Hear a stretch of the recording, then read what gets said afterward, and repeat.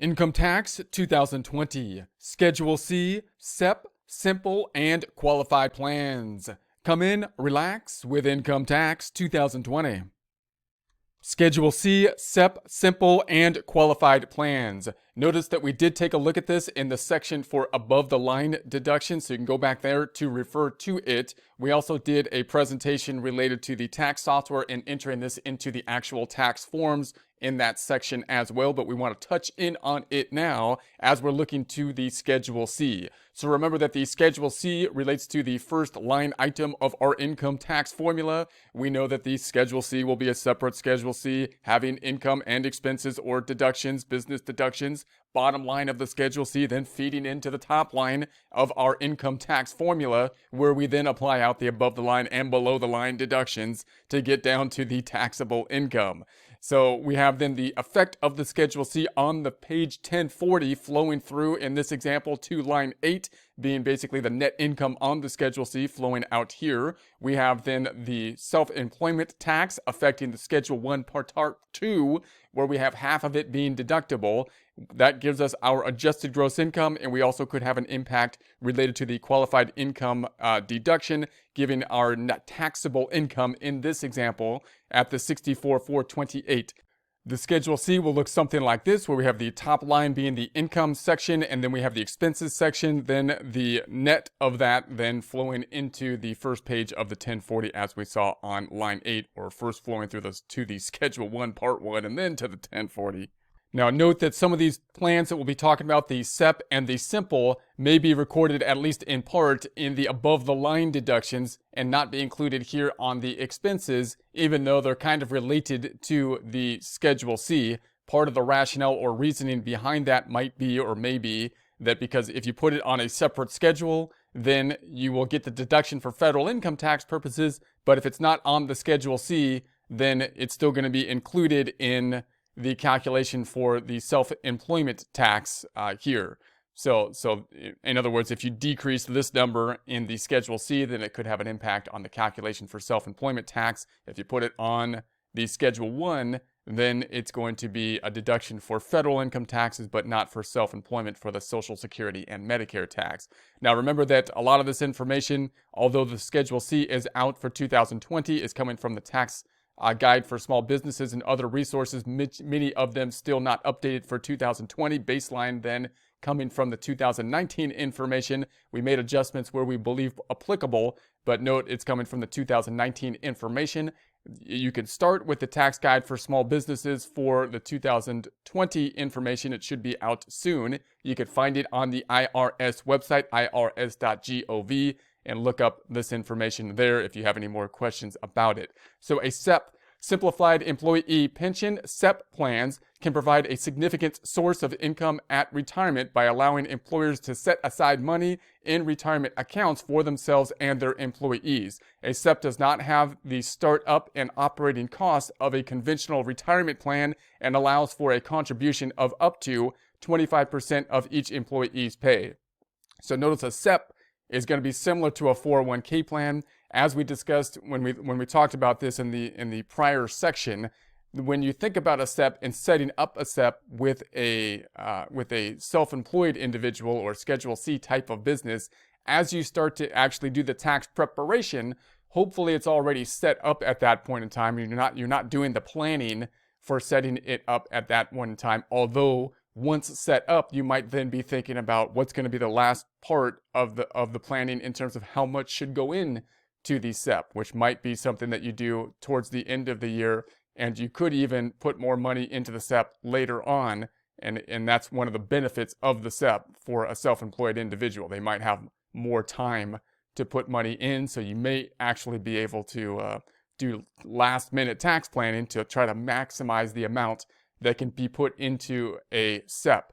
Obviously, in order to do that, however, you're going to need the cash flow to do that, because you're going to be taking money and putting it into the SEP. So you want to kind of set up the SEP and think about setting it up early. Once it's going to be set up, then towards the end of the year, you might be doing tax planning with clients to try to decide how much should be put into the SEP, and the actual preparation of the tax return is often necessary to be able to know, what the maximum will be, because it could be dependent on the income within the return. So available to any size of business, easily established by adopting Form 5305 SEP PDF, a SEP prototype, or an individually designed planned document. If the Form 5305 SEP is used, cannot have any other retirement plan except another SEP.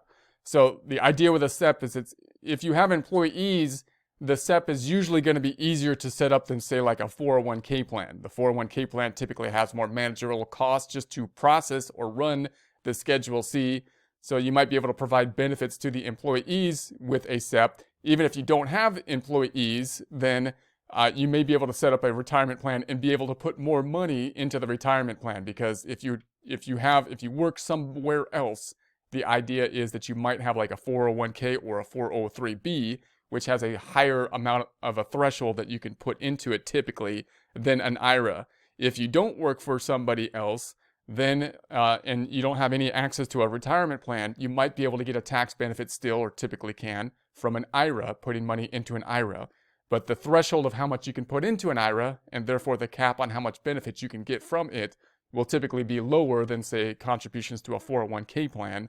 And then if you have a Schedule C type of business, then you might be able to set up like a SEP or simple or some type of retirement plan that's not as complex as a 401k plan, but still allows at least, the owner, even if it doesn't have any employees possibly, to put money into a retirement plan over the average threshold of the IRA. And so that would be something that you can think about. So normally this kind of thing would come up again in terms of planning. People might have questions in terms of should they set up a SEP or a simple or some type of retirement plan or not? What will be the impact if they have employees or if they do not have employees?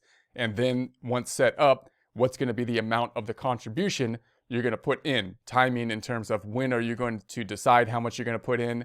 And for end-of-year tax planning, only the employer contributes. So only the employer contributes to the traditional IRA, SEP IRAs set up for each eligible employee. Employee is always 100% vested in or has ownership of all SEP IRA money.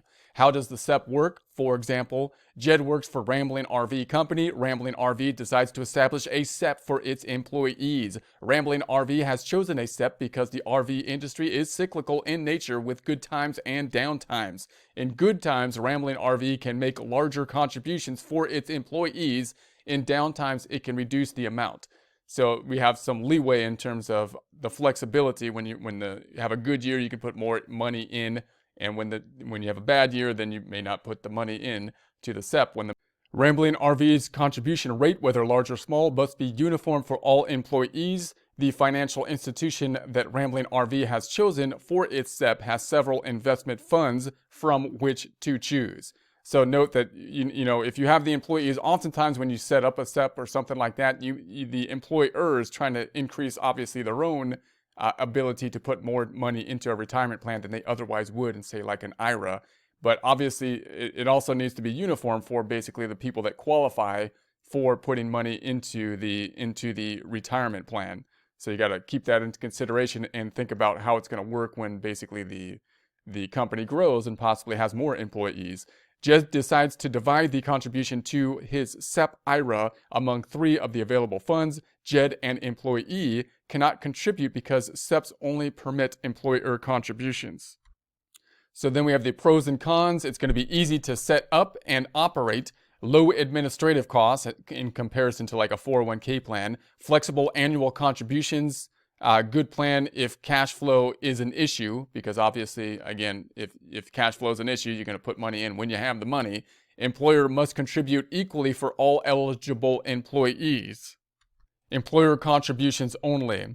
SEP contributions limit. Contributions an employer can make to an employee's SEP IRA cannot exceed the lesser of 25% of the employee's compensation, or $57,000 for 2020 and $58,000 for 2021, $56,000 for 2019. So you can see these thresholds are substantially higher, or have the potential to be higher than the amount that possibly could be put into, say, an IRA type of account. So then we have a simple, another alternative for small businesses to setting up some type of retirement account, allowing possibly the owner and possibly employees then to put more money into, say, a retirement account. So a simple saving incentive matching plan for employees of small employers, IRA plan, offers great advantages for businesses that meet the two basic criteria, that being, first, your business must have no more than 100 employees who earned $5,000 or more during the preceding calendar year, and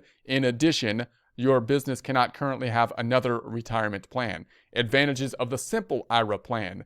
Simple IRA plans are easier than other plans to set up and run. Your financial institution handles most of the details. So again, compared to like a 401k plan, the idea is simple will be a lot simpler for a sole proprietorship or smaller type of business that would qualify for it. Employees can make tax-deferred contributions through convenient payroll deductions. You can choose either to match the contributions of participating employees or to contribute fixed percentage of each of eligible employees' pay. Administrative costs are low, which again is a big incentive and a benefit, and then compared to a 401k where the administrative costs would typically be high, you are not required to file annual financial reports, as you might be in the case of like a 401k plan or a 403b plan.